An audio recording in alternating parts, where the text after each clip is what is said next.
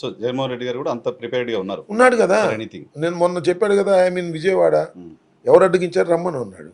చూద్దాం. అంటే వైసీపీ భవిష్యత్తు పైన ప్రచారం, తెలుగుదేశం పార్టీ చేస్తున్న ప్రచారం కావచ్చు, బయట జరుగుతున్న ప్రచారం ఏంటంటే జగన్మోహన్ రెడ్డి గారు అరెస్ట్ అవుతే ఇంతకుముందు విజయం గారు ఉన్నారు, షర్మిల గారు ఉన్నారు, వాళ్ళు తిరిగారు. ఇప్పుడు ఏంటి, ఎవరు నెక్స్ట్ పార్టీని ఎవరు లీడ్ చేయగలుగుతారు? ఆయన జైల్లో ఉండే పరిస్థితి ఏంటి సార్? దేనికి ఆల్టర్నేటివ్స్ బోర్డు ఉంటాయి. ఇప్పుడు నేను ఆల్టర్నేటివ్స్ గురించి నేను మాట్లాడదలుచుకోలేదు, చెప్పదలుచుకోలేదు. ఎందుకంటే జగన్మోహన్ రెడ్డి గారు అరెస్ట్ అయితే కదా అని. జరిగితే చూద్దాం. అప్పుడు they are so many alternatives. ఏముంది దానిలో? ఓకే, ఏడాది కాలంలో సరే కేసులు ఇవన్నీ పక్కన పెడితే సంక్షేమ కార్యక్రమాల అమలుకు సంబంధించి ఏం చెప్తారు? పెన్షన్లు మేము పకడ్బందీగా పర్ఫెక్ట్గా ఇస్తున్నాం అనేది ప్రభుత్వం చెప్తున్నమాట. గ్యాస్ సిలిండర్స్ పర్ఫెక్ట్గా ఇస్తున్నాం అనేది ప్రభుత్వం చెప్తున్నమాట. రాష్ట్రంలో స్వేచ్ఛ ఇచ్చామనేది ప్రభుత్వం చెప్తున్నమాట. సార్ ఒక మాట చెప్తారు, తమ్ముడు తనుడైనా ఉండదున్నట్టు చెప్పాలని. అందువల్ల నేను ఉండదున్నట్టు చెప్తా. ఒక్క పెన్షన్స్ విషయంలో చంద్రబాబు నాయుడు గారు 4,000 రూపాయలు పెంచాడు. 4,000 రూపాయలు పెంచడమే కాదు, నేను వచ్చిన తర్వాత వెనక బ్యాక్లాగ్ కూడా ఇస్తా అన్నాడు, ఇచ్చాడు. 2 months రియంబర్స్ చేశాడు. We will give 100 marks to them.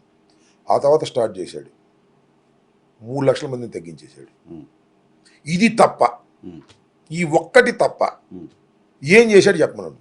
Gas అంటున్నారు కదా, ఎన్ని గ్యాస్ బండ్లు అండి లాస్ట్ ఇయర్? ఎన్ని కుటుంబాలకి ఇవ్వాలండి? నువ్వు ఎన్ని ఇచ్చావండి?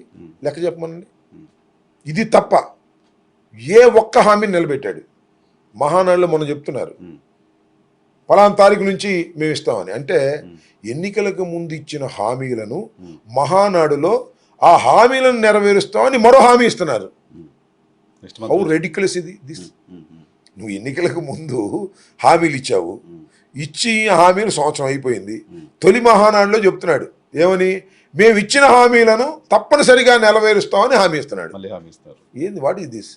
అంటే రాష్ట్రాన్ని మీరు విధ్వంసం చేసిపోయారు, అప్పులు పుట్టే పరిస్థితి లేదు, రాష్ట్రం ఎవరు రావట్లేదు, డబ్బులు లేవు, ఎలా అన్ని సర్దుబాటు చిన్నగా స్లోగా చేసుకుంటూ. మరి అప్పులు పుట్టే పరిస్థితి లేకపోతే 52,000 రాజధాని కోసం అప్పెట్ట తెచ్చాయండి. అసలు అప్పుల వల్ల రాష్ట్రం శ్రీలంక అయిపోతుందని చెప్పింది చంద్రబాబు నాయుడు గారు. మరి నువ్వెందుకు అప్పులు తీసుకొస్తున్నావు? ఎక్కడ దేనికి తీసుకొస్తున్నావు? నువ్వు అమరావతి కోసం తీసుకొస్తున్నావు. ఏంటి అమరావతి? నాకు అర్థం కాలేదు.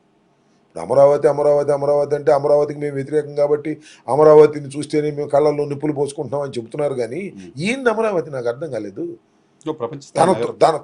ఏంటి ప్రపంచ స్థాయి నగరం, నవనగరం. ఎందుకు ప్రపంచ స్థాయి నగరం అంటున్నా? భారతదేశానికి కావాలి ప్రపంచ స్థాయి నగరం.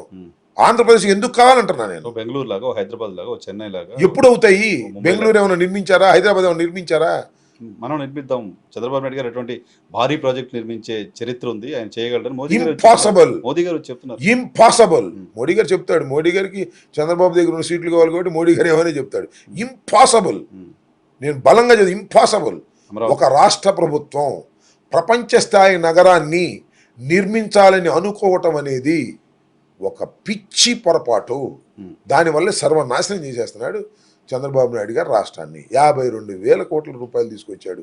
ఇంకా 40,000 కోట్లు కావాలని చెప్తున్నాడు. మొత్తం అప్పు తీసుకొస్తాడు. 55,000 ఎకరాలు తీసుకున్నాడు. ఏది పూలింగ్ వల్ల కానీ లేదా ఫారెస్ట్ ల్యాండ్ కానీ. మళ్ళా 45,000 ఎకరాలు కావాలంటున్నాడు. 1,00,000 ఎకరాలు, 1,00,000 కోట్లు. ఏం చేసుకోవాలి? నాకు అర్థం కాల. ఎందుకండి?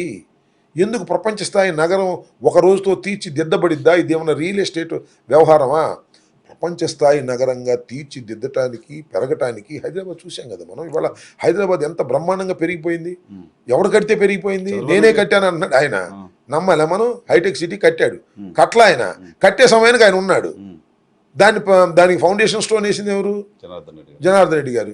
ఏ టైంలో స్థలం కేటాయించబడింది? పివి నరసింహారావు గారి టైంలో కేటాయించబడింది. ఇన్ని ఉంటే నేను కట్టాను, హైదరాబాద్ నేనే నిర్మించాను అంటే మనం నమ్మాలా? ఎవడు నమ్మడది. కాకపోతే నమ్మినట్టు నటిస్తారు. ఎందుకు వచ్చిన గొడవలేమని. సో చంద్రబాబు నాయుడు గారు మరొక పెద్ద తప్పిదం చేస్తున్నది ఏమిటంటే అమరావతిని ఉన్నంతలో నిర్మించుకోకుండా అప్పులు చేసి నిర్మించి రాష్ట్రాన్ని అధోగతి పాలు చేస్తున్నారనేది నా అభిప్రాయం. ఇది ఇవాళ నా అభిప్రాయం, ఇంతకు ముందు నా అభిప్రాయం, రేపు కూడా నా అభిప్రాయం. ప్రజలు కూడా గమనించాలి. మనం చేస్తున్నాం. సో మీ పార్టీ మార్చుకుందా అభిప్రాయాన్ని? 3 రాజధానుల నుంచి ఒక రాజధానికి విల్ థింక్, డెఫినెట్గా విల్ థింక్.